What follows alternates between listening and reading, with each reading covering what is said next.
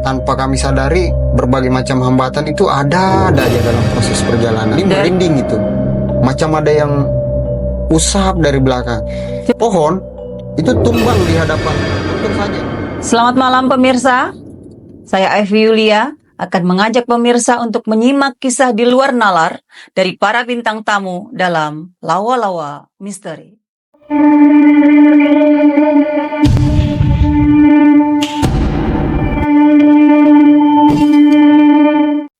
Dan kali ini kami sudah kedatangan seorang bintang tamu. Beliau akan menceritakan pengalaman mistisnya saat beliau mengantarkan seseorang yang terkena guna-guna. Untuk itu, kita sapa dulu untuk narasumber kita malam hari ini. Halo Bang Adi, apa kabar? Baik, alhamdulillah. Alhamdulillah. Gimana hari ini? Semua lancar? Alhamdulillah, sejauh ini masih lancar. Iya. Dengar-dengar nih, kita dengar cerita ya kan, Bang Adi ini pernah mengantarkan seseorang yang terkena guna-guna. Itu gimana awal mula ceritanya? Ya, jadi kejadian itu kira-kira di 3 tahun yang lalu ya. Jadi saya punya salah satu senior dulu di kampus ya.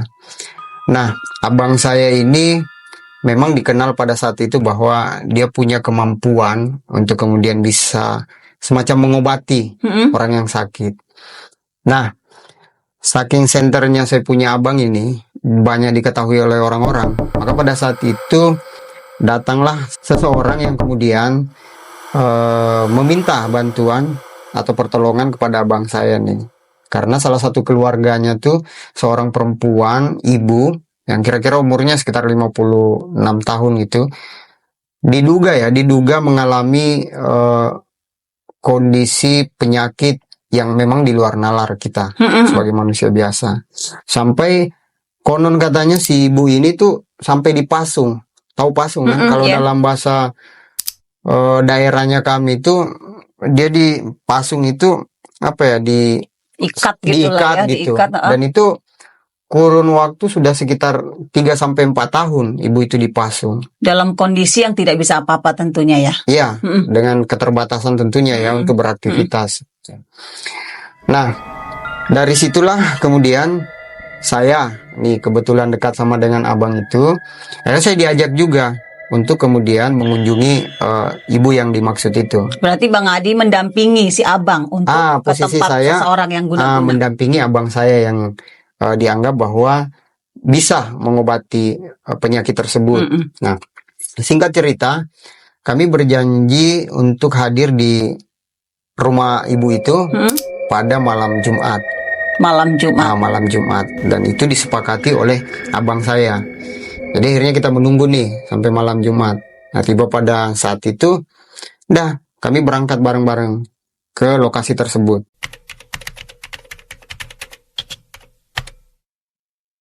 Jadi proses perjalanan kami ini itu akan menempuh jarak kurang lebih sejam. Satu jam lebih. Itu dari tempat kami di Kota Makassar menuju salah satu kabupaten namanya Kabupaten Goa. Dan tempat menurut informasi sana keluarganya itu masih nuansa perkampungan gitu. Oh, jadi masih sangat terpencil atau terpencil. begitu? Jadi karena kita berangkat itu di hari Kamis malam Jumat. Jumat. Kami berangkat sekitar pukul 5 sore, memulai perjalanan menuju kediaman ibu yang diceritakan oleh sana keluarganya. Nah, yang menarik adalah proses perjalanan kami ini benar-benar saya mau bilang penuh dengan hambatan ya, yang tiba-tiba aja tanpa kami sadari berbagai macam hambatan itu ada aja dalam proses perjalanan. Dari mulai berangkat sampai perjalanan tadi berlangsung. Iya. Gangguan-gangguan seperti apa sih yang Bang Adi rasakan sama abang Bang Adi itu saat perjalanan? Nah, karena kami berangkat itu berempat ya, dalam satu kendaraan, yang hambatan yang paling pertama itu kami pikirnya masih ya normal-normal aja ya. Yang namanya membawa kendaraan itu ya biasanya mengalami insiden dalam membawa kendaraan itu bagi kami biasa aja. Kami masih menganggap itu biasa-biasa saja. Jadi dalam proses perjalanan itu tiba-tiba yang tadinya kami sudah cek semua perlengkapan mobil itu aman sebelum kami start, tiba-tiba baru sekitar perjalanan sekitar 20 menit tiba-tiba ban sebelah kiri bagian depan itu mengalami kebocoran. Bocor. Tapi kami menganggap masih wajar, Normal gitu ya. gitu ya. Pada saat itu siapa yang mengemudikan mobil? Kebetulan kawan saya. Berarti Bang Adi bertiga gitu. Kami bertiga. Bertiga. Terus dilanjut apa setelah ban bocor nih? Apa lagi yang terjadi? Jadi itu kan memakan waktu kurang lebih sekitar 15-20 menit. Kami mengganti. Untung aja pada saat itu kami bawa ban seri gitu. Nah, setelah itu kelar kami tentu melanjutkan perjalanan kembali. Nah, dalam proses melanjutkan perjalanan ini kan udah mulai agak gelap nih. Iya, karena secara daerah Sulawesi itu lebih dulu gelap dibandingkan waktu Indonesia Barat begitu ya kan? Selisih sejam dari waktu Indonesia Barat. Nah, setelah kami melanjutkan proses perjalanan ini kan udah mulai agak gelap ya, udah masuk menjelang maghrib gitu ya. Gitu. Tetapi dalam proses perjalanan ini kan kami nggak dapatkan masjid.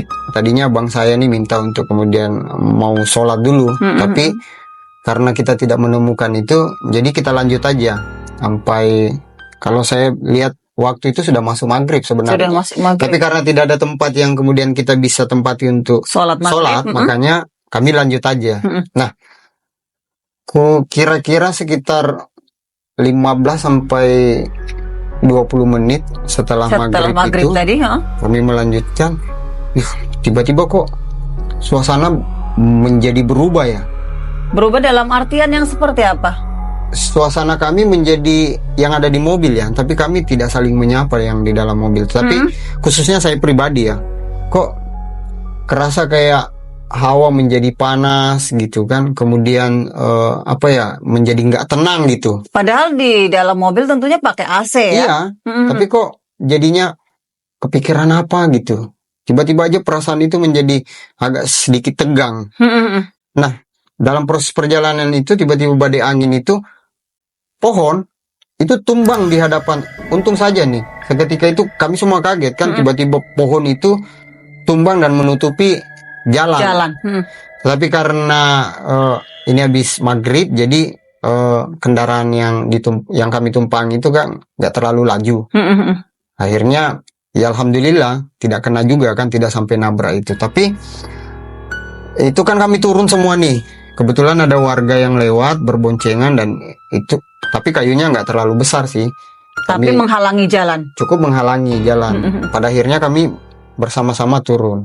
Nah, di kejadian itulah yang saya rasakan secara pribadi ya. Setelah kemudian kami berbondong-bondong mengangkat pohon tersebut. Loh kok saya ini maaf ya, aku ceritain ini agak-agak lain. Itu tiba-tiba bulu kuduk saya bagian belakang ini merinding gitu, macam ada yang usap dari belakang. Jadi kayak ada sesuatu makhluk astral di sekitar situ. Saya nggak tahu itu makhluk, tiupan angin, tetapi kan perasaan kita ini berbeda. Kalau semacam yang normal itu tiupan angin, yang kemudian kan itu berbeda.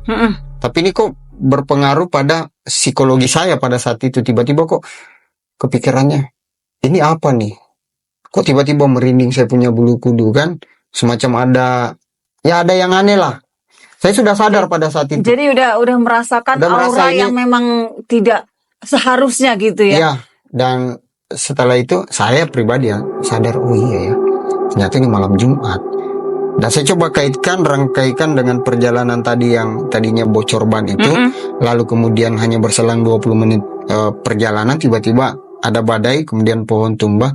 Seketika itu kemudian saya mengambil satu kesimpulan kecil bahwa nggak beres nih perjalanan nih. Berarti menurut Bang Adi sendiri ada keterkaitan antara perjalanan yang Bang Adi lakukan sama saudara Bang Adi itu, ada kejadian mistis di dalamnya begitu?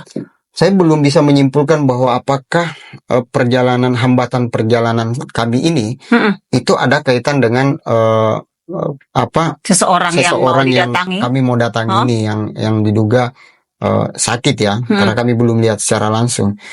Tetapi kok tiba-tiba saja saya kepikiran sepertinya nih bagian daripada menghambat proses perjalanan kami, supaya tidak sampai ke lokasi gitu. Itu saya ya, Feeling secara Bang Adi feeling sendiri, saya, perasaan saya bahwa kok ini aneh ya. Sepertinya memang kami mencoba dihalangi gitu untuk tidak sampai ke objek tujuan tersebut. Itu yang saya rasakan. Dan bagaimana tanggapan abangnya Bang Adi sendiri secara dia ya, beliau yang akan mengobati seorang yang memang sedang kita tuju tempatnya kan. Benar. Bagaimana tanggapan beliau dengan kejadian-kejadian yang memang sudah kalian alami gitu? Jadi kan gini, kami kan memang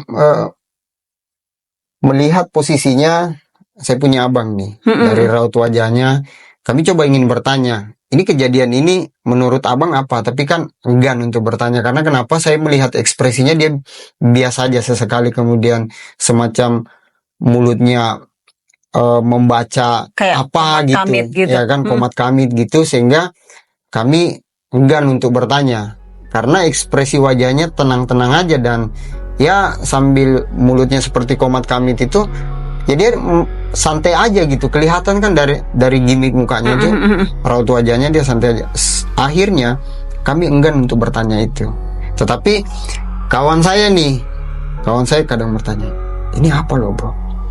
Oh berarti kawan Bang Adi pun merasakan hal yang sama seperti yang Bang Adi Cuman rasakan. kami tidak sampai bertanya ke abang saya, karena kami pikirnya dia biasa-biasa aja, sehingga ini menjadi konsumsi kami aja bertiga. Tapi sudah di hati itu sudah tidak tenang ya dengan panas atau dan segala macamnya di dalam mobil itu ya. Dan itu yang saya rasakan. Ternyata apa yang saya rasakan ini juga dirasakan oleh kawan-kawan saya yang berdua ini ya. Cuman ya udahlah, kami tidak mau memperpanjang itu, karena perjalanan kami harus lanjutkan dong. Karena sudah tidak jauh lagi, menurut keterangan abang saya ini udah nggak jauh lagi. Pada akhirnya kami tiba di lokasi itu kurang lebih 2,5 jam. Jadi ada ular hitam.